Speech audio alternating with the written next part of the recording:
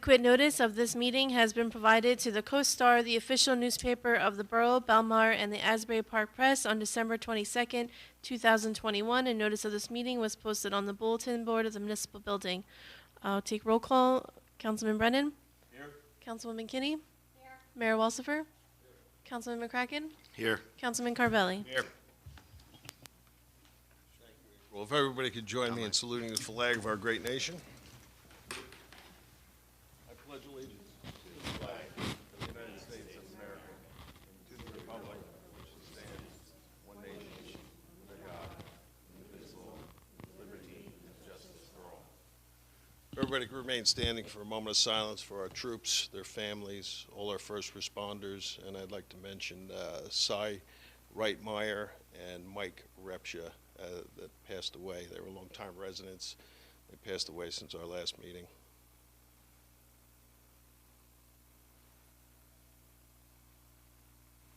Thank you.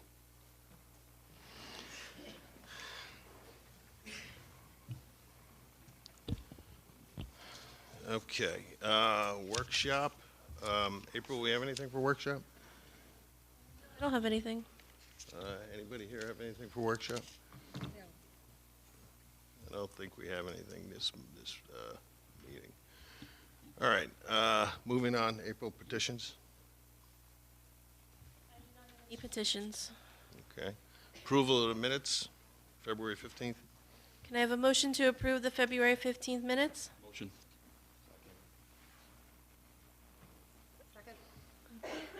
Councilman Brennan? Yes. Councilwoman Kinney? Yes. Mayor Walsifer? Yes. Councilman McCracken? Yes. Councilman Carvelli? Abstain. Reports of council. Councilman Carvelli? Thank you, Mayor. Let's see. As far as my committees go, the planning board met. They reviewed the amendment to the Seaport Redevelopment Ordinance, and like previously, they said that it doesn't violate the master plan. There was also a subdivision application that was unanimously passed.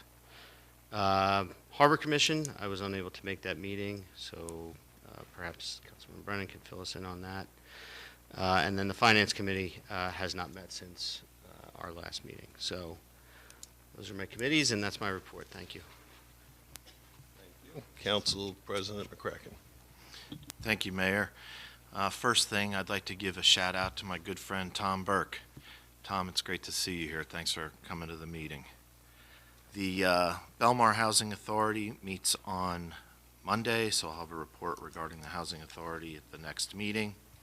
The Shade Tree Commission now meets the fourth Tuesday of the month here in the courtroom. Exciting things coming up for that group.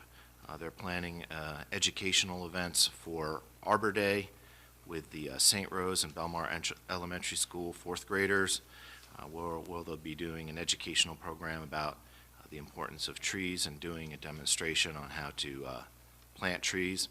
And also a tree giveaway is being scheduled for Belmar residents who are interested in receiving a free tree, and that will be done on a Saturday, Saturday before Arbor Day, I believe, at the corner of 10th and Main, where Taylor Hardware is. That was a very successful program last year, and they're doing it again this year.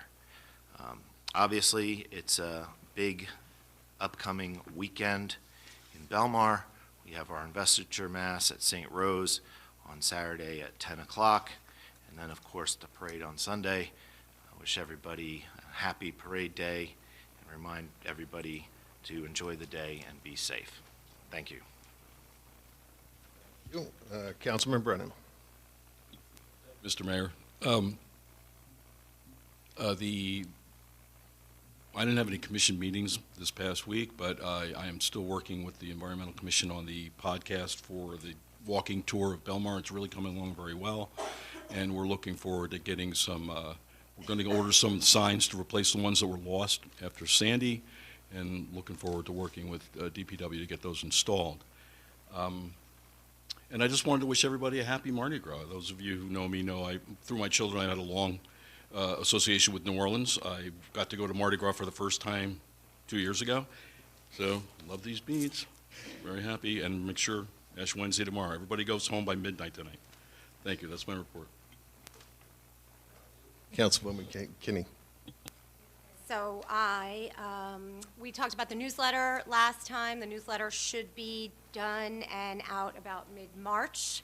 So that will be something that will be showing up on as an alert, a community alert. I was happy to see the banners on all the light posts with the 150th anniversary. I think that's going to be exciting. It's coming up, getting ready to celebrate Belmar's 150th anniversary. So I thought that was really kind of cool. We do have an ADA meeting scheduled for the third Thursday of March, which just happens to be St. Patrick's Day, but they agreed it's a okay date, so March 17th in the library basement. I believe it's going to be at 6:30, and there will be an upcoming Parks and Recreation meeting. We're working with Barry to kind of figure out a date for when the next Parks and Rec meeting is going to be. And also excited for the parade this weekend. Hoping it doesn't rain, but looking forward to a good parade weekend, and excited that it's back. That's it. Just a couple things. I want to thank DPW, especially for getting the banners up before the parade. Thanks, Bill. You guys did a great job. And getting ready for the parade. Our chief and DPW are doing a great job in getting everything ready and scheduled, even though they had a little hiatus last year, but they're up and running, so I do appreciate all that. And I know it'll be a nice, smooth day for the parade. Well, let's hope. But and I want to congratulate Craig Coyle. He's the Grand Marshal, along with Amanda Cregan. They're dual Grand Marshals this year, so I want to congratulate them. After the Mass on Saturday, I will be giving them their plaques at the luncheon, so I'm looking forward to doing that, and I'm looking forward to the weekend. I know this is the 49th parade, and there's some residents in town that like to get out of town because of all the chaos, but I'm happy to see it back, and that's all I have. So we're going to go on to public session on any of the resolution items. Anyone from the public would like to comment on a resolution listed on the consent agenda, please step forward, state your name and address. Okay. Can I have a motion to close the public session? Second. All in favor? Aye. Okay. Can I have a motion to approve the resolutions as listed on the consent agenda? Second. Okay. Councilman Brennan? Yes. Councilwoman Kinney? Yes. Mayor Walsifer? Yes. Councilman McCracken? Yes. Councilman Carvelli? Yes. Next is ordinances. We have second reading and public hearing on ordinance 2022-2. This is an ordinance amending the Seaport redevelopment plan. This is open for public hearing. Before we open it up to the public that are present, I have a few emails I received to read into the record for people who could not attend. The first one is from Diane Blue, from 214 2nd Avenue. Says that I request that the mayor and council vote against the ordinance proposing the change in the Seaport redevelopment plan. Our community does not need high-density development, particularly on the waterfront and in a flood zone. It would strain our infrastructure and compromise our quality of life. Making a change in the existing plan to accommodate a developer will set a negative precedent. The Seaport redevelopment plan was crafted 20 years ago. In the past 20 years, we have all learned a great deal about sustainability and flood risk, particularly living in a coastal community. It is our community responsibility to take these risks into account as we make decisions about the future of our town. High-density development is not a sustainable model for our future, and I ask the borough to consider re-examining the redevelopment plan with that in mind.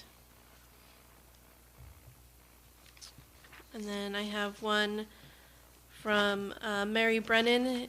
It says, as I said the last time I spoke on this issue in person, I have two main concerns about proposed changes to the redevelopment zone. The first has to do with infrastructure. Belmar has an aging network that effectively connects the entire town underground. If developers make necessary infrastructure improvements to the tract, and even if they agree to enhance some surrounding areas as well, this may lead to unintended water and sewer consequences in other parts of town, like the nervous system in our body or the pipes in our home. You can't shore up and overload any one area without affecting the health of the whole. So my questions would be, what is the master plan for fixing our borough's aging infrastructure in a timely and cost-effective manner? And B, what studies have been done or will be done to ensure that any plan approved for the zone in question does not overburden and threaten the rest of the water sewer system? Number 2, my second concern is the future aesthetic and culture of our town. By laying the foundation for a 5-story building that can cover 2 blocks, you will effectively be changing the identity of Belmar. Many people mention Long Branch because it is a good example of how one large approval over a decade ago has resulted in a wall of high-rises east of Route 36. I know theoretically each application is decided on its own merit, not precedent, but we all have to do is look at history to assess that. Before saying yes to this future, I urge everyone in the council to realize that you are opening the door to a Belmar very different from the one you grew up in or moved to. As a representative of all of us, I hope you'll be asking yourselves very honestly, what kind of town do the people of Belmar want this to be? And lastly, finally, as someone who loves the beautiful view from Piano Plaza, I have to add that any large structure will block light, sky, and sunsets for anyone enjoying time in the plaza. Although these open-air views are not an intangible benefit of living in town, I think they are important to many of us who may not even realize it until they are gone. So, sorry, I have 2 more. This one is from Natalie Prudenti. It says, I have been a resident of Belmar for over 24 years. I have been a homeowner in Belmar for 21 years. I chose to buy a house and settle in Belmar because I love it here. Belmar is a beautiful beach town. However, in recent years, the administrations have been building oversized condominium buildings around the town, and this administration seems intent to not only continue that trend, but push the line further. The Seaport Redevelopment project is a prime example. There was a plan in place that would redevelop the Seaport area, but keep it within the size limitations set within the ordinances of Belmar. The new plan that is under review includes huge buildings that do not fit into Belmar. Belmar is a town, not a city. Building structures of this size will not only open the door to additional buildings of the same size, but it will change the landscape of our beautiful town and turn it into a city atmosphere instead of the beach town that attracted me and many others here. There are several additional issues that come into play as well. Overcrowding and parking are already issues. Belmar has already had to close on busy summer days because there was no parking. Your response seems to be to build parking garages. Again, this adds to the size of the buildings and changes the landscape of our beach town to a city. Another issue is inadequate infrastructure. There are already issues with the infrastructure that have not been addressed. Adding large buildings with a dense population in a small area will only further burden an already inadequate infrastructure. And to make matters worse, they want to build these monstrosities in a flood zone. I am not against redevelopment in this area. However, redevelopment should fit within the confines of the current ordinances and keep the feel of Belmar as a beach town, not turn it into a city. Please do not allow greed to ruin our wonderful beach town by letting them turn it into another pier village. And last one is from Karen Carew, 110 4th Avenue. She states, I think it will be a big mistake and harmful to our town if an increase in building height is approved. This will set a negative precedent for future development. This will be a detrimental change to the landscape of beautiful Belmar. We have a Seaport redevelopment plan. Please follow it. Okay, so now we can open it up to public comment. If you'd like to speak, please step forward, state your name and address.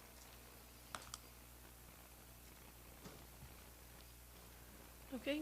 Yes, Mr. Kramer. Eugene Freeman, 4th Avenue.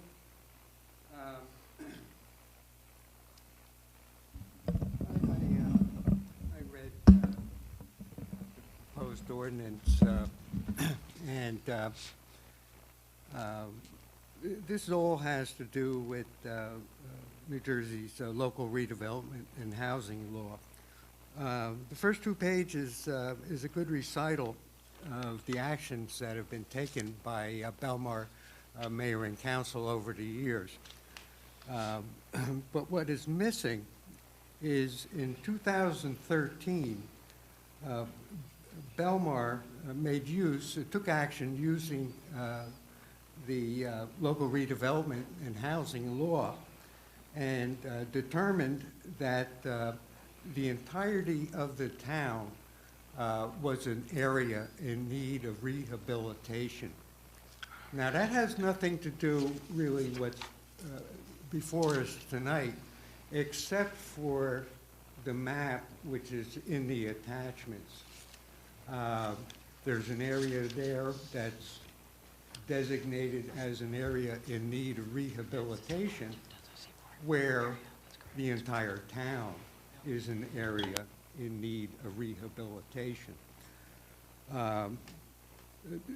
Back in 2013, the entire town qualified because its water and sewer systems were more than 50 years old. Well, that was in 2013. Now they're more than 60 years old, except for some water and sewer projects which this administration had done. A couple roads. We're still way behind the 8 ball when it comes to the age of our water and sewer infrastructure in this town.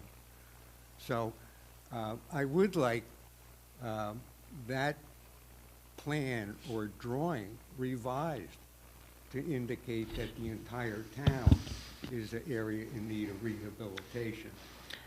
So while I'm not disagreeing with the facts that are being presented to you, this is totally different. So this is a redevelopment designation, which is separate and apart from the rehab designation. It provides different powers and obligations on the borough.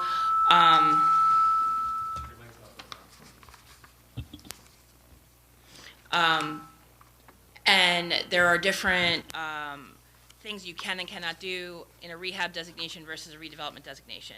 The map that's included with this ordinance is correct. That's the area that was designated in need of redevelopment in order for the Seaport redevelopment plan to have been prepared. So it's two separate statutes, two separate tracks, all both part of the local redevelopment housing law, but two distinctly different sections. So the ordinance as written for this particular initiative is accurate and correct. And then just to piggyback on it, if we did include anything indicating that this is affecting the rehabilitation aspect that Mr. Kramer just talked about, it would actually taint the record and would start to confuse, well, what actually are we changing? We're not saying that we're changing the rehabilitation study. We're specifically indicating that this ordinance is designed to amend the existing redevelopment plan. That's it. I agree 100%. But the attachment, again, where you do have a map, Right. shows an area designated as an area in need of rehabilitation. No, well, it says the Marina McCleary Park rehabilitation area. That's a separate, distinctive rehabilitation area versus the redevelopment area for the Seaport redevelopment, and then the highlighted portion, which is really what we're focused on here, is the 3 lots that are the highlighted portion as part of the amendment. So I would submit that there's no need to revise the attachment.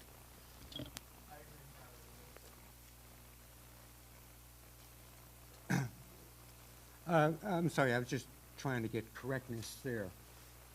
What's on the plan, which now will be incorporated if it's passed by the mayor and council, that designation there of a rehabilitation area on borough-owned property where actually everything, the entire town, it has been designated as an area in need of rehabilitation.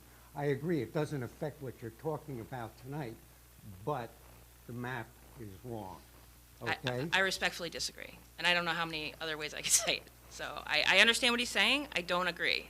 I think what has been presented here is accurate in depicting what we're moving forward and attempting to accomplish. That's all. Okay. Let's get, I do have some comments here, questions actually, on permitted uses. Number one, public parking facilities. Is that public parking under the control of the Belmar Parking Authority? Well, that'll all, this ordinance is, we're just talking about height on, everything else has to comply, but that would come under the redevelopment plan, or that comes before us. All that would be outlined of what is going to be in the borough control. As of right now, the plan shows that it's 128 spots. If that's the plan that ever goes through, that the borough would have 128 spots of public parking. But that's way down the road, and that's planning board, and it comes up there under the redevelopers agreement, and through the technical design and review committee. So the only thing that we're doing here is whatever developer comes in, we're going to cap it at 60 feet. Plus, the team, Jen and Jerry, have added to this ordinance to say that everything else has to comply as far as the height at the street level. And what else that you changed since the last time? So we created setbacks along 8th and 10th where it was 0 before. So now there's setback requirements of 8 feet from 8th and 10th to allow for some landscaping, some benches, etc. And then after the 4th floor, it also has to be set back an additional 7 feet. So it would be a total setback of the upper level of 15 feet from 8th and 10th to kind of cut the massing at the street level. In addition, we created a limitation of no more than 80 linear feet along 35 before a break in the building has to occur, because we did hear some of the concerns that it was going to be just a gigantic rectangle, and this has changed the setbacks on 8th and 10th and also required a break in the massing along 35. And that would go for anybody that Correct. comes up This with is any not kind of a specific plan. to any particular developer or applicant. In talking about the permitted uses, those are exactly as are listed in the current plan. The only thing that's changed is that, as we discussed last time I was here, we've removed those uses that are not applicable, like a marina, considering this is not on the water. So we took out, for this specific area, which is these 3 lots, those water-dependent uses that are applicable in other sections of the redevelopment area but are not applicable to this. So no use has been added. All we've done is remove those that are not applicable to this location. And everything else has to comply with. Correct, and none of the other bulk standards have changed from what is in the plan currently. The lot area, the width, the frontage, the FAR, the coverage, all those things have remained the same. So we went from 4 stories, 52 feet, to 5 stories, 60 feet, and then those setback requirements, currently there are none. 0 setbacks is what is required currently. So that was added. Okay. All right. Thank you. Question I have is on the, for the break in the building, Yeah. is it typical to not specify a minimum break? It can go either way. I didn't want to, first of all, it would wind up actually being at the discretion of the planning board when the applicant came before the board after any developer is designated as a redeveloper for the property. Understood. So you have a lot of opportunities to review development proposals in accordance with this plan. It would be reviewed for consistency at your level in the prep of a redevelopment agreement, at which time, depending upon whatever proposal comes your way, you can ask for a bigger break or a lesser break. We opted not to put it in there because, let's say you wanted less of a break at a particular time than we put in here, that would necessitate relief or another amendment. So I would defer that, which is totally within your control. And Pat, really, when you're preparing, I'm just going to punt it right over to you. When you're preparing the agreement, and that agreement would be with a particular entity based upon a particular project. So aesthetically, would you recommend a minimum? So I would say, It's just something to keep in mind. probably, I mean, okay, so this is a pretty significant frontage, right, from 8th to 10th, or 10th to 8th, however you're driving. So I would I would recommend significant breaks. I would recommend no less than 50 feet, because otherwise, you do have some depth there. Otherwise, a 5-foot break, you're not going to notice it as you're driving on the highway, because the building rest of the itself, the building is massing gonna is be not there. going to be noticeable. You know, so I would say about a 50-foot, 25, 50 feet, maybe even more significant than that if the opportunity arose. The smallest I heard was 25. That's why I'm here for you. Okay. All right. The good thing about just not having it, it reserves the discretion in you as the planning board, you guys as the governing body in negotiating with developers. That's it in a nutshell. So you guys are just, it's a, better? I'm sorry, can everybody hear me a little better now? I said, that in a nutshell is just essentially that not including the minimum break just reserves the, it to the discretion of the governing body and the planning board during the negotiation of the developers agreement and during the presentation of the plan to the planning board to start making tweaks to what they would think is appropriate and consistent with the master plan as well as the Seaport redevelopment plan. All right. Thank you. Okay, anyone else? Can I finish? Oh, yeah, go ahead, Mr. Kramer. Okay. Let me just explain. The reason I was asking about public parking is, from what I see, unless public parking is controlled by the Belmar Parking Authority, there is no public parking. We have a good example of that right on 10th Avenue, a redevelopment project, the plaza, okay, where there is supposed to be, in the lower level there, somewhere I think it was between 20 and 30 public parking spaces.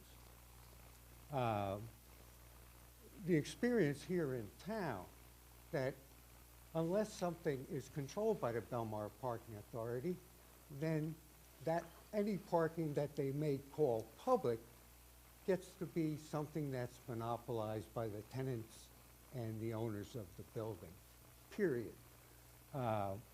Last time I went to Long Branch, it cost me $75 to park my car to go to a nice place, okay? Over on 10th Avenue, have any of you parked in the public parking spaces below that building? And have you looked at the restrictions on the parking? There are public parking, Mr. Kramer, and the chief actually sends patrol cars through there to make sure that it's being followed through with summonses, correct, chief? Okay, so what you're saying then is that the Belmar Parking Authority does have power there. In other words, I'm trying to get something here when you know, it's so easy for a developer to come in here and say, oh, there's parking here, the public can use it. Well, you know how Belmar gets in the summertime and different times of the year. The public doesn't get to use it, it's monopolized. I think there should be a clear definition here as to what actually public parking is. So, Not just, oh, the guy's gonna build something, and he's gonna say, oh, we'll put 50 public parking spaces down in the basement, okay? And by the way, on 10th Avenue, there is no sign on the outside that directs or says anything about public parking. Nothing. so, so that, everything that they're all good points, and everything would be addressed during the developers agreement of how it would essentially be defined on what constitutes public parking. Right here, right now, in this specific instance, it's just denoting that public parking would be a permitted use for this zone. Now, what public parking means, that would be further curtailed and further defined while through negotiations with the developer. Why don't we define it right now, Well, so that, Respectfully, this is a zoning ordinance. You know, this is zoning, part of a redevelopment plan. And I'm not discounting the significance of public parking. It's just in here now, listed as public parking. There's no necessity to define who's going to regulate it and be in the authority. A redevelopment agreement with any designated developer would be required and would also be approved in public, at which time all of the obligations and commitments in terms of timelines, off-track improvements, who's responsible for what, when, et cetera. That all gets laid out in the developer's agreement. So I understand what you're saying. I think that the mayor and council are actively listening and hearing that this is an issue that would need to be vetted out further down the road, but I do not agree that it needs to be incorporated into the zoning portion Right, of why this. would you specify here that this public parking would be under the authority of the parking authority? Because it's all public, it's all private property. Yes, but you can have public parking run by a private entity. To the best of my knowledge, that's not allowed in Belmar. Is that not allowed? I think we're getting a little bit off the We are off scope track. of We are I mean, off at this the end of the ordinance. day, But you if we can changed designate it- you could designate it to be under the authority of whoever you want in a redevelopment agreement. So while that may not have been the case in the past, there's nothing to say in this future redevelopment agreement, when a developer is selected, that decision would be up to you as a redevelopment entity to quantify it in whichever manner you see fit. But I agree, I think that we should be focused on. Yeah, we have to be the focused on ordinance. that, because really, in the redevelopers agreement, that's when you can control the signage. You could say you have to have a 50-foot sign saying this is public parking. I don't know what happened with the 10th Avenue building when that was done. We weren't here, but that's one of the things that, especially at the train station, we would make sure that there's a big gigantic sign that says this is public parking. And because I'm sure that we would want to control it through the parking authority. But that happens at a later date. This scope of this is just talking about, are we going to allow the 8-foot in height, a little bit higher for any kind of development that comes in. Everything else on this project has to meet the Seaport redevelopment. Okay, so we'll move on. Anybody else? I'm not done yet. Oh, okay. Are we going back to parking? No, we're not going to parking. All right. Actually, I tried to find out as much as I could about about the property, and of course, the borough. I guess when this building was completed, and every borough had moved all of its operations over here in 1992, the borough sold the lot number 1 to the current owner. And in that, and that was a public sale, and the town did a very good job of doing, I should say, due diligence. And there's a deed restriction on the property. Not a deed restriction that came from the mayor and council, but one of the predecessors in title. And that deed restriction doesn't allow the serving or sale of alcoholic beverages. And back in 1992, the town fathers were aware of that and made it real clear that when they sold. Mr. Kramer, I'm going to stop you right here because that can come under public comment. We're talking just strictly on what this ordinance is here. So we could discuss that whole thing under public comment. And No, to no, you Mr. can't, Mayor, because you're Mr. proposing- Kramer, if I can just clarify, because you and I, we've had this conversation, so I just want to bring the borough up to date. Lot 1 is a part of the amended site plan that we're discussing right now, the zone, I should say. However, at the end of the day, whether or not this deed easement is going, or excuse me, deed restriction will apply and will restrict the developer is the future developer's problem. They'll have to demonstrate to the borough that the plan that they're proposing is legal and legit during the application to be assigned the designated redeveloper. It's not really a concern of the borough council at this current time. It will be applicable at the time of negotiating the redeveloper's agreement. We got to keep it a little bit to the scope of what this ordinance is. So all those questions you can bring up during public comment. I mean, we're talking about the height in the Seaport redevelopment. So- I think you're speaking about a little bit more than that, Mayor, because. Respectfully, I just want to be very clear that this lot has been in the plan. All we're doing is amending some of the bulk standards, and the uses, which would include restaurants, bars, et cetera, has always been a permitted use in the plan.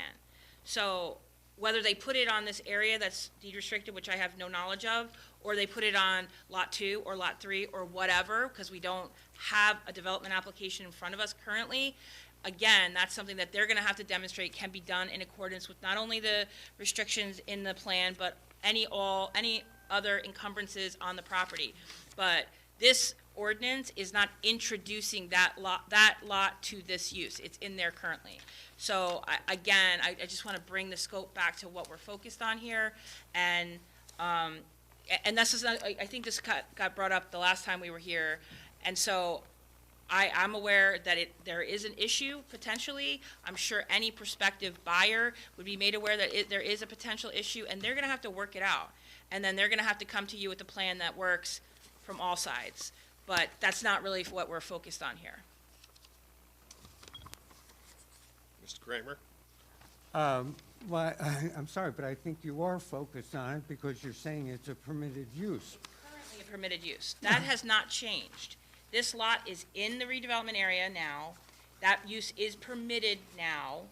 And if there are restrictions on various properties, this redevelopment area is vast and has a large number of parcels in it. I don't know what all the deed restrictions and covenants on every piece of property in this plan.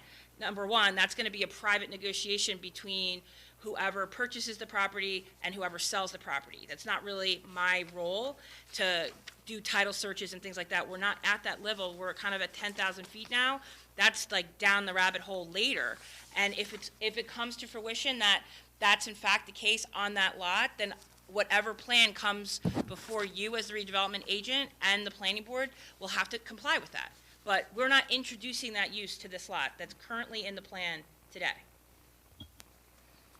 Yeah, but you see, when you started narrowing down to 3 lots with one owner, okay, you're doing spot zoning.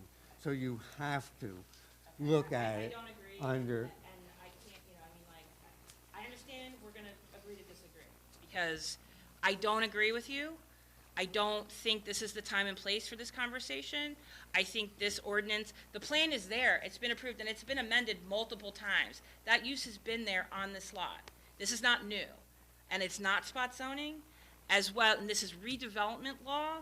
And we've gone through the process correctly. And we actually even redid the process. We're here again. So I don't agree. And I'm not going to continue to argue with you about it. So I understand your position. My position is different. We're going to agree to disagree.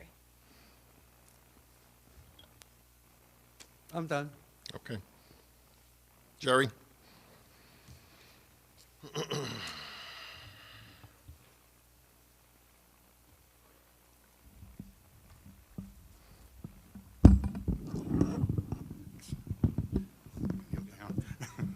Thanks. Jerry Buccafusco, 409 Fifth Avenue, Belmar. I'm just going to focus on the fact that I don't think that this ordinance, this change in the Seaport redevelopment plan is in the best interest of Belmar. I'm looking at it hypothetically. There's no developer. It's just, we want to change the way we look at those 3 lots. And we want to allow a 6-story or a 6-story building, 60 feet high, with the changes that were there in the amendment. And the question I ask is, how is that in the best interest of Belmar? Because the ordinance does say in the last whereas that the borough believes the adoption of the amendment to the Seaport Village redevelopment plan is in the best interest of the borough and the development of the expanded redevelopment area. I have not heard anyone come and support this ordinance based on what it says. I haven't heard anything from any of the administration people supporting it, basically saying this is what is good for Belmar. This is in the best interest of Belmar.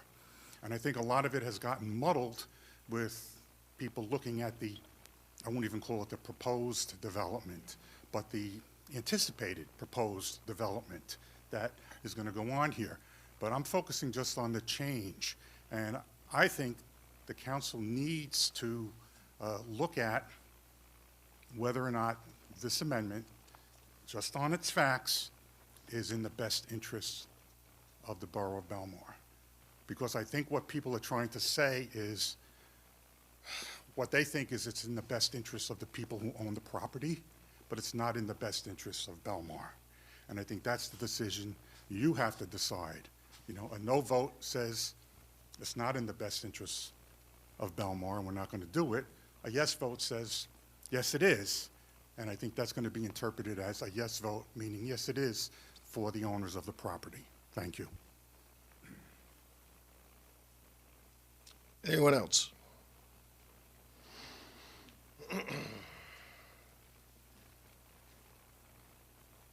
Mark Levis, 904 13th Ave. I'd just like to say I'm against this change to the ordinance. I think what you guys are doing is basically paving the runway for the Mediterranean project to take the next step forward. You might disagree, but that's how I feel, and I would think that what you're doing is not going to be beneficial for our town in the future. And my kids are going to have to live with that problem that you guys are creating. You're making a mistake, and I hope the residents remember that it was you guys who made that mistake in the future when we have to look at that monstrosity.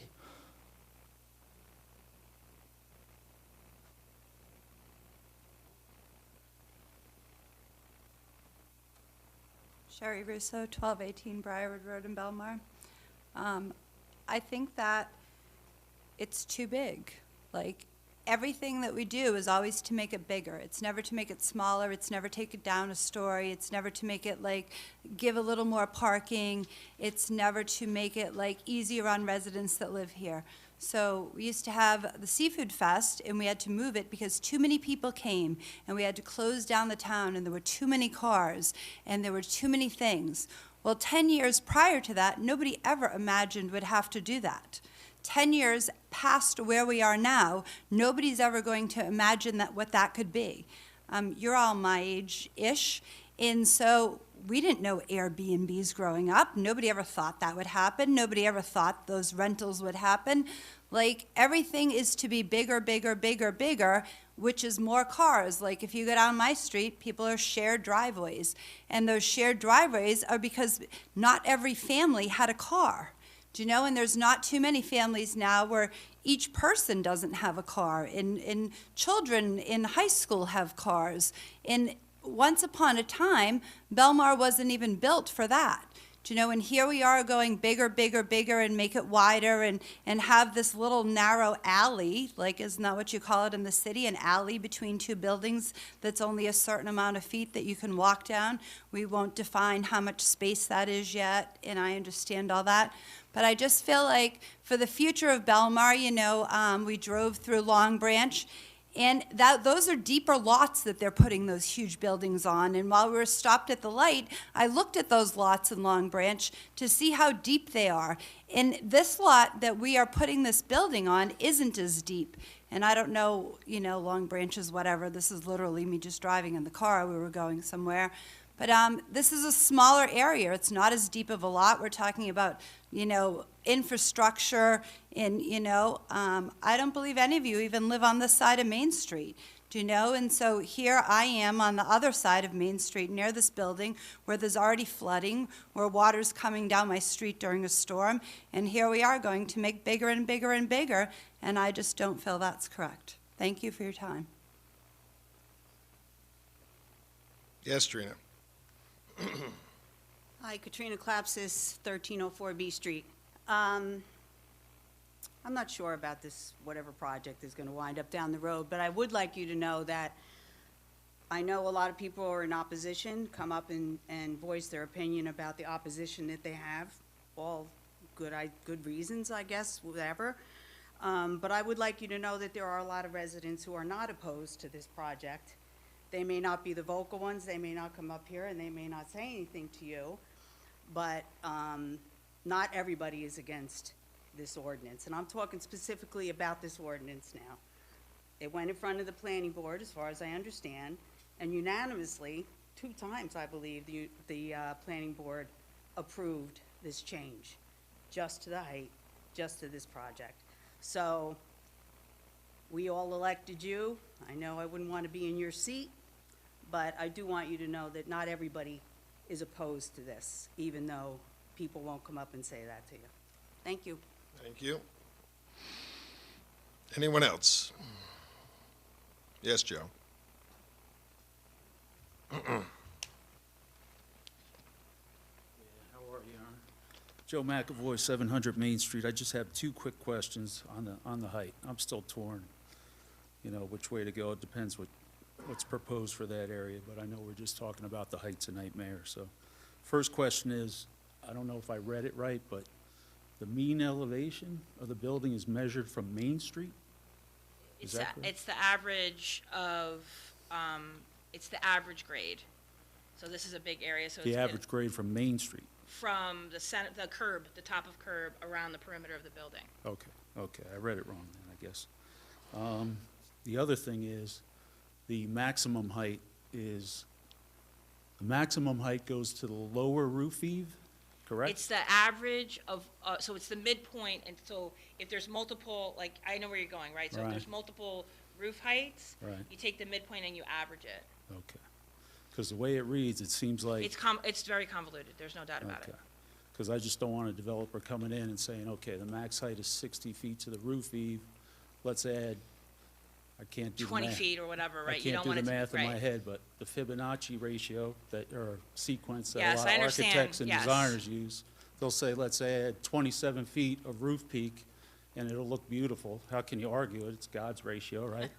And then all of a sudden, you got a 87-foot building. I totally agree, and I would submit to the governing body that when a developer or a project is selected, Right. that's definitely something, and those parameters should be clearly identified within the, in the redevelopment agreement.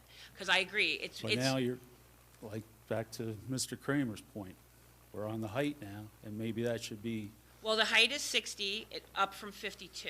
but So maybe it's a- that gray area you're Right, talking so, about should but be there was a gray remedied area at the before. 50, there was a gray area at the 52 as well. That's Okay. not new. That's Alright. how, it's not really a gray area, it's a calculation based on, if it's a flat roof, it's a flat roof. If it's a peaked roof, it's the average, it's the midpoint of the roof. If there's multiple roof lines, it's an average. So it depends on the project, but right now, that calculation is based at 52 feet. So what this is doing is raising that by 8 feet and adding a floor.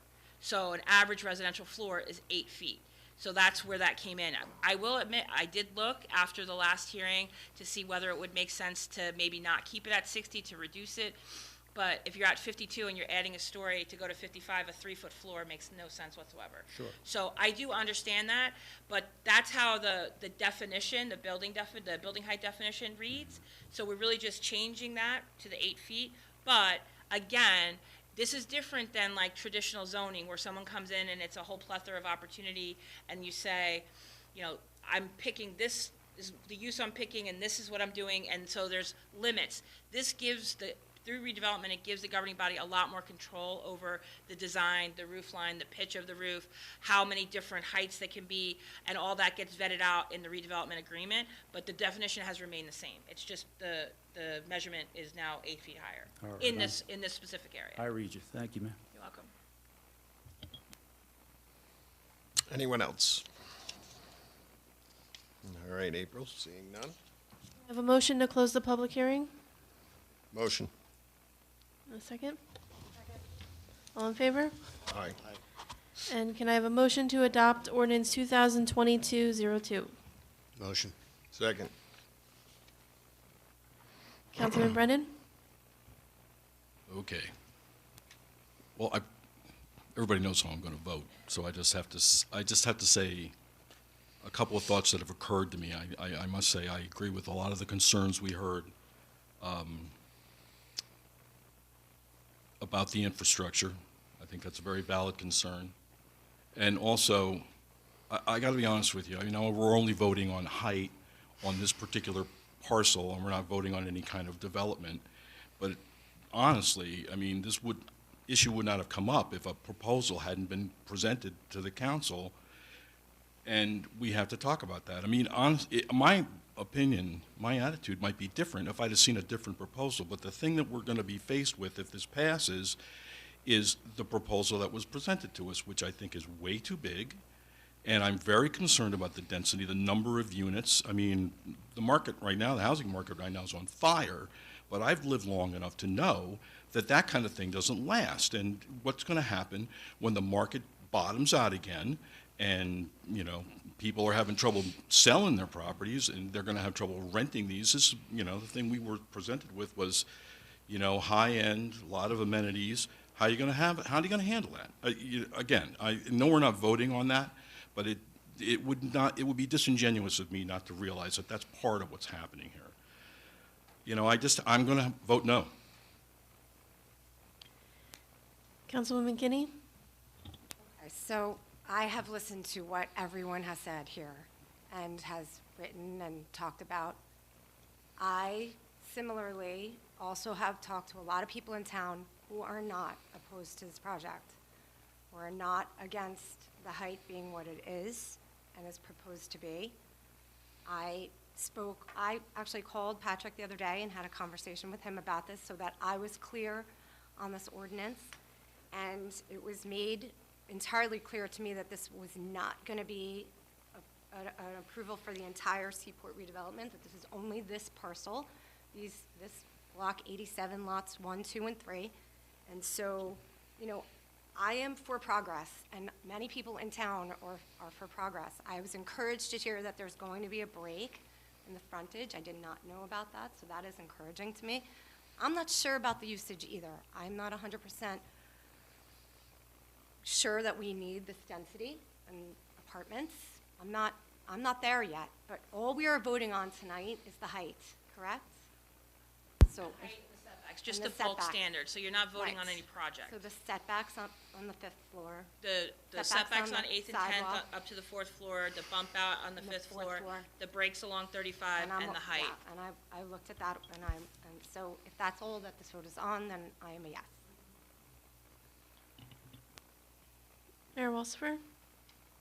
Yeah, and, you know, I want everybody to understand that we're not allowing anything else, any other changes in that Seaport redevelopment. As far as density or any other thing, it's permitted, and all this stuff is permitted in the Seaport redevelopment. So, whatever project comes in before us, to make it look aesthetically nice, these things are needed. And 8 feet in that area, I don't think is, because some of the projects that were presented to us that the public never even saw were 12 stories, and people wanted to come in with 2 towers, and so this sets the parameters of what has to be there. And 3 or 4 projects got turned down, even just taking a look at them. So this sets the parameters, so I'm definitely voting yes, because I think it's warranted out there. Councilman McCracken? I wasn't going to say anything, but since everybody's talking, you know, I just wanted to point out that the projects at 5th and Main, which I know raised a lot of concern by local residents when that was being proposed, and 10th Avenue, the 10th Avenue project that is referenced from time to time, were not projects that were approved in this town when this administration was here. There's certainly a lot of public input that is excellent public input going in with the zoning board on the Belmar in project, and I know that that zoning board is taking everybody's comments seriously as they weigh the pros and cons of the value of the future development of that property. I do want to point out that since I've been here on the council, there have been some proposals that have come to this council that have been reduced in scope.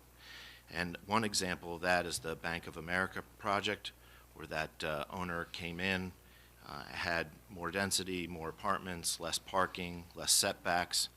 The public was heard, and the administration worked with that developer to reduce that project in size significantly and listen to the property owners in that area. And just recently, in the past couple of months, we had a proposal come before us at 8th and Main, the St. Rose project, that vacant lot. where the potential developer proposed a large project that the members of this council were also not in favor of. So to say that the council approves and is on the side of, quote unquote, on the side of developers all the time is just not accurate. And the two examples of the St. Rose property and the Bank of America are evidence of that. I mean, let's be honest with each other. This is a highly desirable piece of property, and the owner owns it, and he has the right to develop it. And I think as a community, we need to recognize that and work with the owner of that project to make sure that any proposal there is right for this community and a good fit within our borough.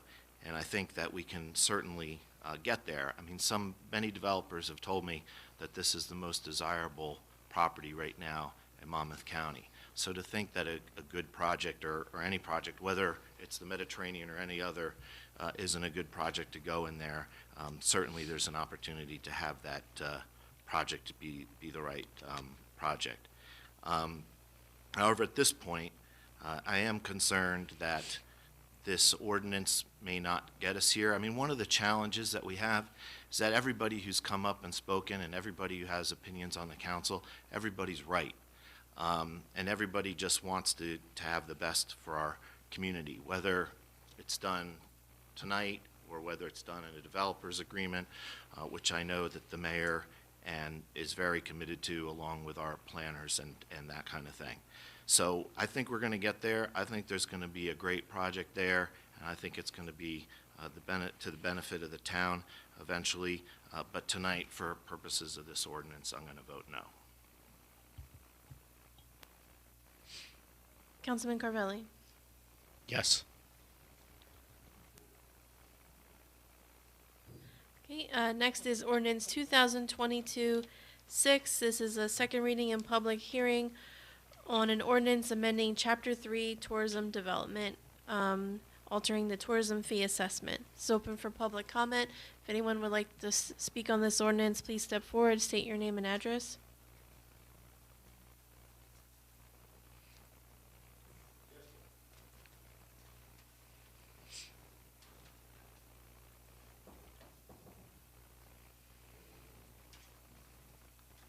Yeah, I'm here, Joe McAvoy, 700 Main Street again. I hope this pertains to that. You asked, you said you were going to get ideas on how to, how to counter the, the raises that you gave on the beachfront. And tourism fee was part of it. But instead of raising tourism fees on resident businesses, why don't you raise the tourism fees on tourists? I mean, double the parking fines. People park now. It's however many dollars a day to go to the beach, and they're like, oh yeah, I'll pay the fine, I'll pay the ticket. Raise money that way. You'll have less human resources, you'll spend less time giving tickets, and you'll raise just as much money, if not more. Raise the fines when they drink alcohol on the beach. Try to find a limit where it's a deterrent and you can raise money. Raise the money from the tourists, not the residents. What we're doing is we're actually fixing a lot of things that they pay, even without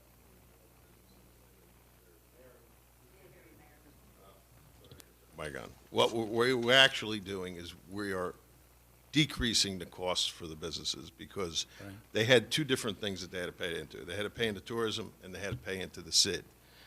SID was a tax. So we're eliminating the tax. We're increasing on some businesses the tourism, but the offset of it, a lot of these businesses are way down compared to what they had to pay. Oh, absolutely. So we're working towards that direction, but everything that we do costs money. I mean, the Seafood Festival, we make money on. That's calculated into the tourism costs that we did this year. Yes, sir. And then, when we do the concerts in Piano Plaza and we do the movies on the beach and all that, it costs a lot of money to do. So if we could ever see a point in time that we could reduce them even lower And some of the things that we put on, if we can create how to make more money off of them, like maybe charge $5 for people to get into the seafood festival, and we could lower it even more, we definitely would do that. Now, the seafood festival is the New Jersey State Seafood Festival. Does the state give you any money? No. No, they don't? No. Okay. All right, thank you. Hey, Joe, before you go, because you brought up a good point, first of all, thanks for supporting the parade fundraiser on Sunday. I saw you over there at the Shillelaghs, but I didn't get a Oh, yeah. chance to talk to you. I didn't so spot you. It was would've good to said see hi you if I there. did. But for Patrick, because I think this question comes up a lot, about towns that rely a lot on tourism. Is there state law that sort of guides us into how much we can set for parking fines and other fines, or can the borough just establish, whatever fines they want? I've always been told that there are kind of limits. Yeah. Okay.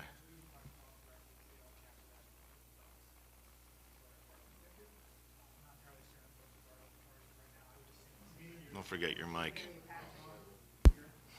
Everybody hear me a little better now? Just yell at me next time, guys. But yes, Council President, there is a cap on the amount that you're permitted to charge. So that's a challenge we face. Roger that. Thank you. Even on our borough ordinances, we have to get approval by Superior Court judges, and they're Oof. very slow to increase fines for us, because I know our court works with the Superior Court judges to try to get some of our fines reduced, and they actually look at some of our fines, like the noise ordinance and alcohol on the beach. They actually say we're overcharging people. So, it's a fine balance, and we have to deal with, they have to get approval to do that. Yeah. I think you had a good idea last month about charging for 14 and under, was it?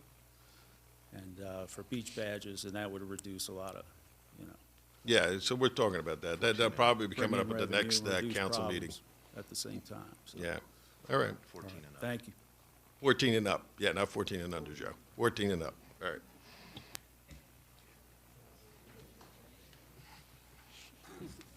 Sherry Russo, 1218 Briarwood Road in Belmar. Correct me if I'm out of line and where I'm talking on this. This is the ordinance that was outside, right? I took the piece of paper. So as part of that, I know a lot of people are talking about, food establishments and everything. I wanted to speak a little on people with summer rental properties and how that has gone up a lot. I understand that you had a meeting with businesses, and correct me if I'm wrong here, I don't know, we didn't receive an email on anything. Did you have any kind of meeting with any type of landlord of rental property to discuss this also with them? April, I'm not sure, but I know I talked to all the real estate agents who do the rental property, and they were going to just pass that cost along to the summer tenants that were coming in. I don't know what you I mean by believe that. code enforcement also spoke to some of the realtors. Yeah, so they understood what we were doing, and they passed those costs along to the people that rent for the summer. Right, but there's, I'm sure you know this, that there's a lot of people that own property that don't use realtors. There's Zillow, you're aware of that, and all different kinds of people. Some people in town have Facebook messengered me about this and asking that I speak on it. I also have an opinion on this.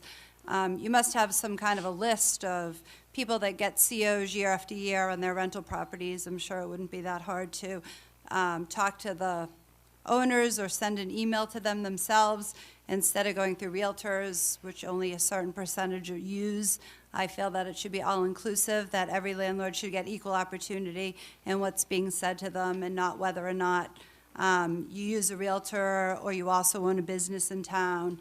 I feel that, this is a very big jump, I don't know what all of a sudden got so high in costs. Our ratables are so much higher. We're taking in more money than ever before.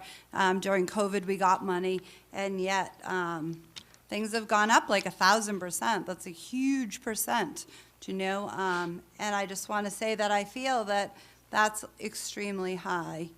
And I also feel that, Do you know, no taxation without representation kind of deal? Do you know, and that, you know, you did have a meeting for all business owners. And I really feel that property owners of summer rentals should have been included in that. I don't understand.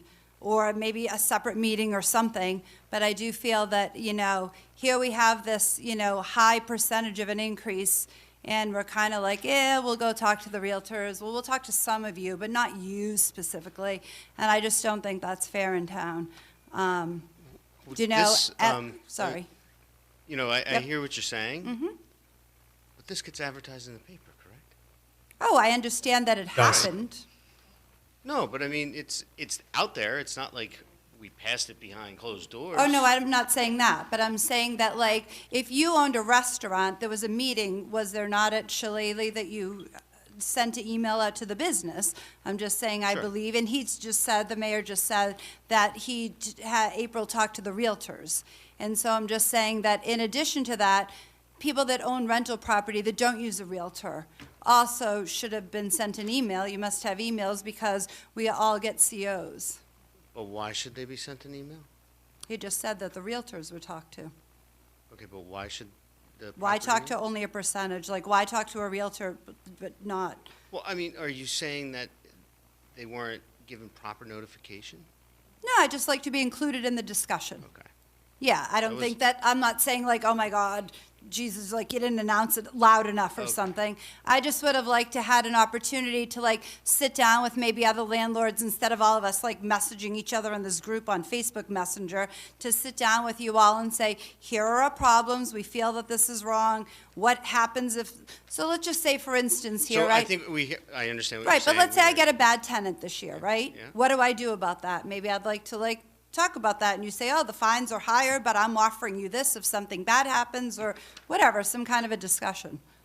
Okay. I think there should I'll have, just give you a little bit of insight of why the increase on summer rentals, because we felt that people that rent for the summer benefit a lot from the tourism that we bring in. So that's why they were included in some of the increases, and we didn't increase them significantly.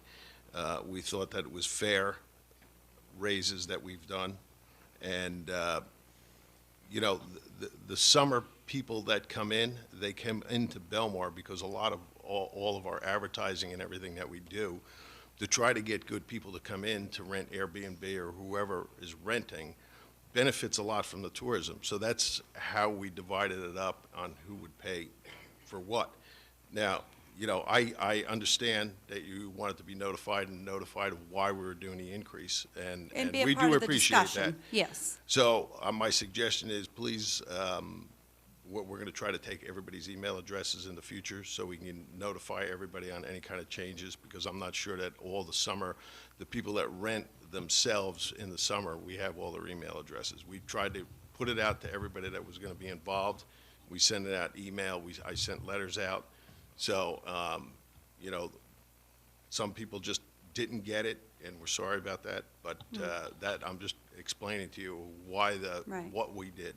Right, I mean, we always put in for a CO. It's not like I've ever skipped a CO or did something. So I we'll should- make sure that Yeah. And as so as we we're going made through sure the to summer check. rentals Yeah. this year, we'll make sure we have a list of email addresses for everybody, so that in the future we could notify everybody. You're right, and I just wanted to say that, like, we appreciate to be a part of that conversation. You know, I understand that Councilman McCracken feels that, you know, or someone said, I'm sorry, maybe it wasn't you, that said that, you know, we voted you in. Actually, only 1/5 of the residents in town voted you in, and other people do have an opinion, and I'm sure we would all like to be a part of that discussion forever. Okay. Thank you. Thank you. And also, it's very hard to, you know, rates are rates. You can't just say, oh, well, you have to add another 200 onto that. That isn't what the law is. The law is that if taxes go up, we can add that onto our tenants' rates. So there's actually a difference in, you know, what I think I can get. You know, I understand what you're saying. I do. I just feel that we should have been able to come to the table together, all of us. Thank Okay. you. Else? Yes, Jerry.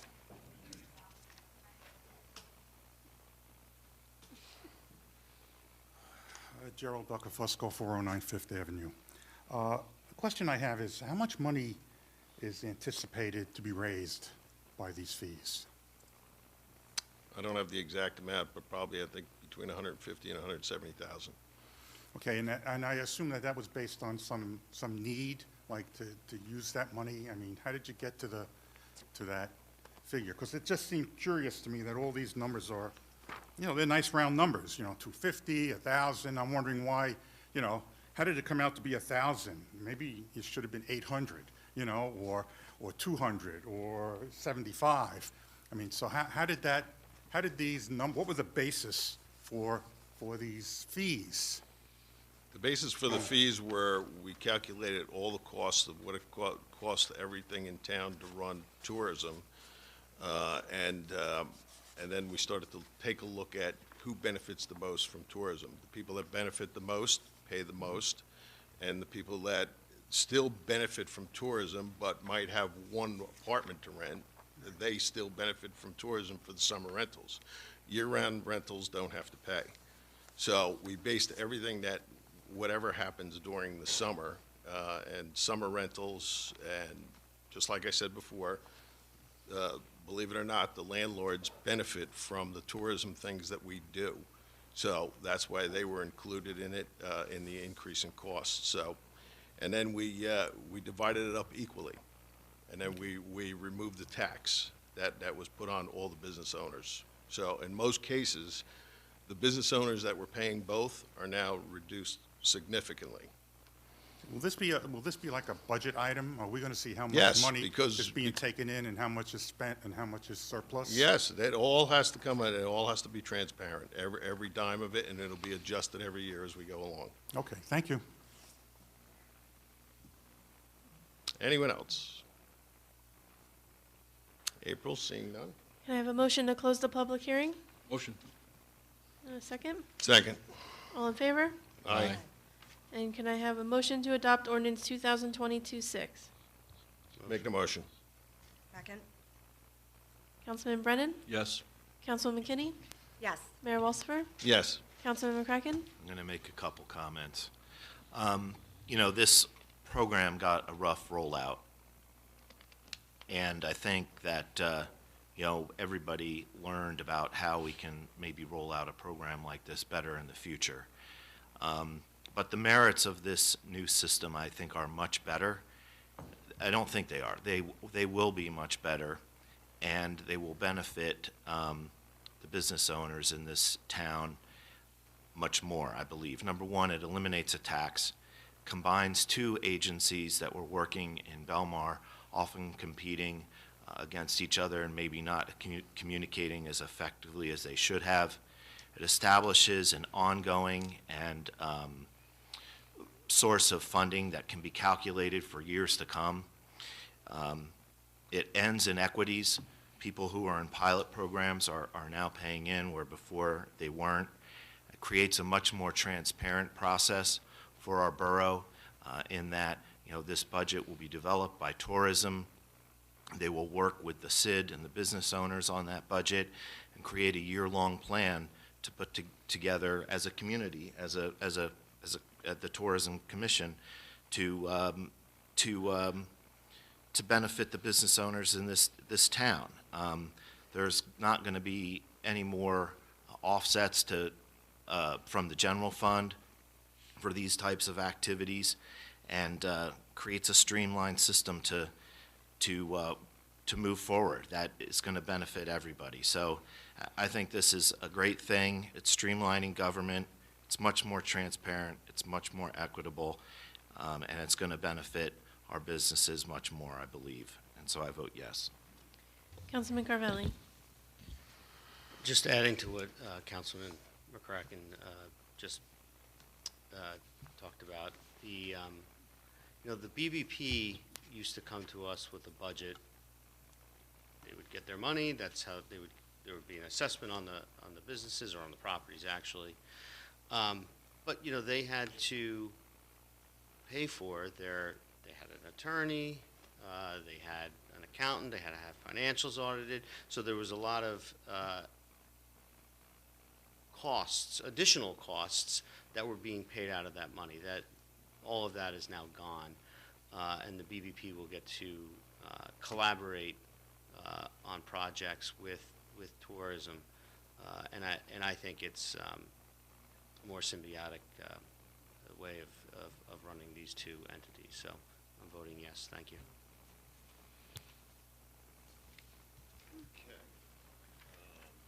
Then we have a public session. If anyone would like to speak, please step forward, state your name and address. Yes,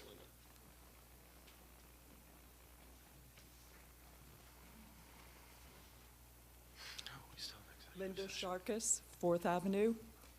As the council was going through their reports, nobody brought up community policing. Which council person is representing that endeavor? Or has that program fallen by the wayside? Yeah, but no.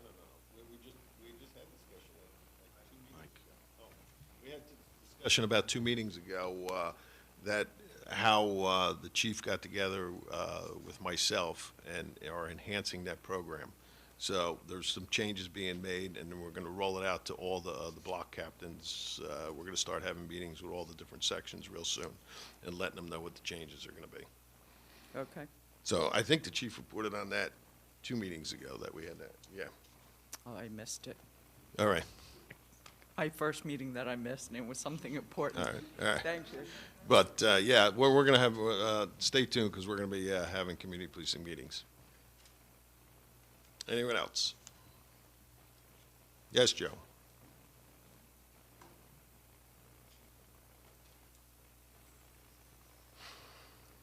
Joe McAvoy, 700 Main Street. I got a question for Councilman Brennan. What's going on with the dunes?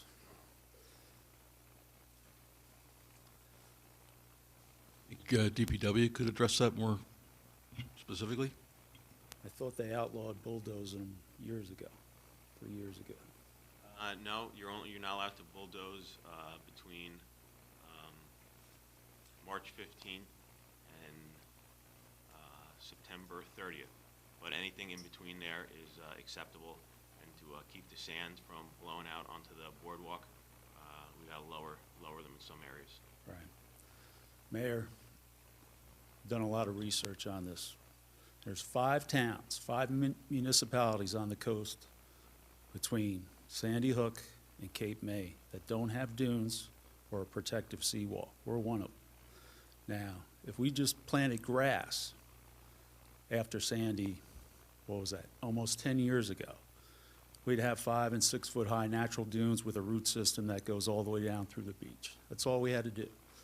It would inconvenience folks like yourself, and I'm not being, personal here. You might have to go to the 2nd floor of your Ocean Avenue house to see the beach.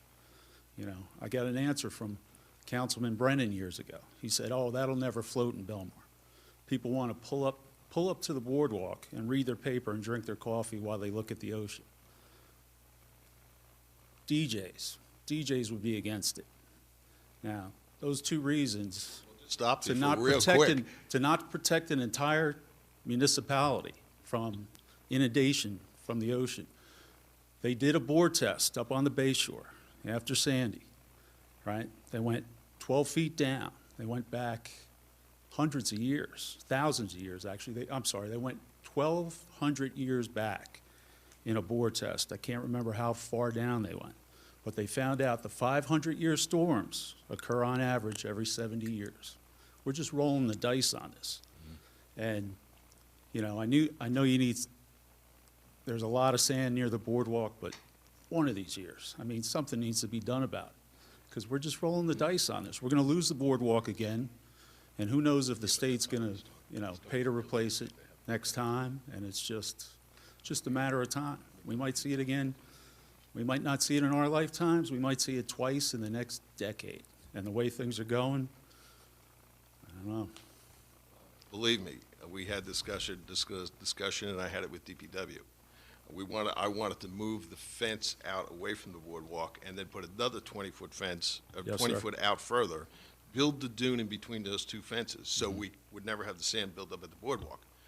The state said, no, you're not allowed to do that. So, and we had dunes bulldozed up for the winter time, which helped out a lot. The state said, the only way you can build dunes is you have to truck your own sand in, and you have to take it all off the beach, which is an impossibility. Right.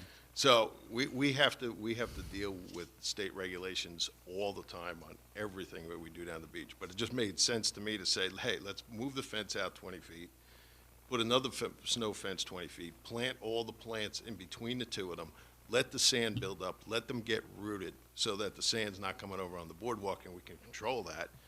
They said, no, you can't do it. So, you know, we got to deal, anything that we do on that beachfront, we have to get approval from the state, and they wouldn't let us do it. So, but I'm with you, because I think the best thing is to plant the plants and let it naturally build up. But we can't do it at the boardwalk because all the sand ends up in the street. So that's why the guys are doing what they're doing now, and then putting a small amount of sand back to start planting. But what happens is the sand builds up, and then it's all in the street, and it's a tough situation. But I'm with you. We should have put the fences out. I mean, usually common sense, you would think that would work, but the state said no. So. Yeah. The rules have changed because Bradley got away with the Christmas trees, the recycled Christmas trees years ago, and since then, everything's changed. Yeah. Because after Sandy, I was assigned to your brother Nick. You know, I was on the water rescue team and partnered up with him because the National Guard closed off access to the beach. So we each got assigned a police officer, and we drove through, Nick and I drove through Bradley Beach at the time. Took a ride over the bridge just out of curiosity to see how the damage was there. And when we drove through Bradley, it was like all they had to do was sweep off the boardwalk or the walkway, the ocean walkway, and they were done. That was their cleanup. Look at their beautiful bulkhead they have. Yeah, right. That's a nice bulkhead protecting everything, No, which they we had don't the, have. They had the dunes at the time. And Midway Beach, down in Barnegat Beach Island between Lavalette and Seaside Heights, the residents there, they started dunes 30 years ago. And if you look at the satellite photo after the damage of Sandy, it almost looks like the pixelation, like they missed a frame, because one frame is beautiful and everything around it is just torn apart. But it's you got to read the story about Midway Beach and how the dunes saved them. All the neighborhoods around them were burning, houses were floating down the street. They didn't even get inundated from the backside, from the bay. I mean, if you just plant grass and ribbon it off, in 10 years you might have something, but you got to start today because it's just ridiculous doing that every year. Yeah. And the winter storms are only going to get worse. The hurricanes are only going to get further north. So, and I'm with you. All right. I'm with Mr. McAvoy, just a couple of things.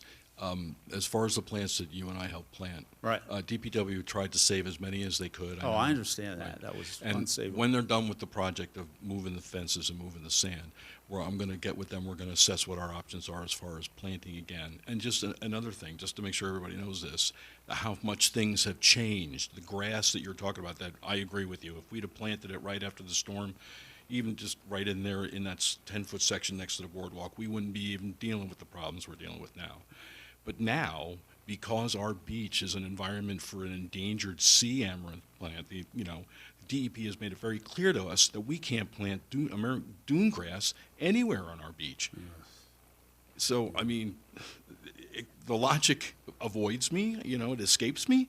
So I understand your concerns and I share them. They're starting a project in Manhattan to put a big U around lower Manhattan because they can't afford to lose the subway system again and all their infrastructure. There's going to be a 20-foot seawall from Midtown East to Midtown West. Well, my understanding It's is unbelievable. My understanding is after Sandy, all the towns were given the option: do you want to have dunes installed, or do you want to have beach replenishment? And Belmar is one of the towns that picked beach replenishment. Right. Now, the Army Corps and the DEP are reassessing that. And it's quite possible, I don't know where they are in the process, and it's been a couple of years since I've heard this, but it's quite possible that at some point they're going to come and tell us, well, guess what, you're going to have to put in dunes, and this is how you're going to have to do it, and you're not allowed to use dune grass either. So I'm sure that's what they're going to tell us. Well, they're having issues in Manilokin because they put the dunes up. Well, first they drove steel sheeting down the whole coast, but they put the dunes over that. Then they planted the grass, and apparently there's no root system for the grass. The grass has to start up, capture the sand in the wind, and that's what the grass does, and then the root system starts from the bottom up. So Manilokin's having an issue where It's just not going to work the way they did. Right. So, And I'm sure they thought they had it solved. all right. All right, thank you. All right, April, seeing none? May I have a motion to close the public session? Second. All in favor? Aye. All right, and then we have one more thing. We have a resolution authorizing executive session. Oh, I forgot to print it out. Does it? Can I steal yours? I forgot to print it out. For the resolution. Thank you. All right. This is, I usually have my computer with me.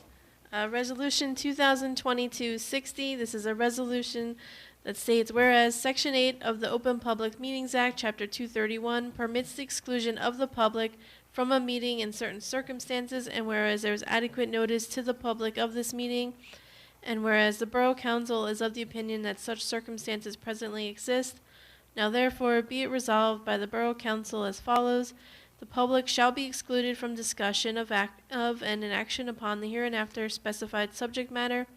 The general nature of the subject matter to be discussed is contract negotiations regarding first aid agreement. Minutes will be kept of the closed session, and it is anticipated at this time that the above subject matter will be made public when the need for confidentiality no longer exists, and this resolution shall take effect immediately. Do we have a motion to approve?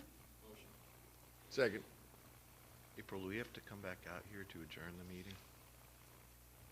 Yes, but Yes. there will be no action taken. Well, that's the only thing that we're going to do is come out and adjourn the meeting. Okay. Councilman Brennan? Yes. Councilman McKinney? Yes. Mayor Walsifer? Yes. Councilman McCracken? Yes. Councilman Carvelli? Thank you, everyone, for coming out tonight.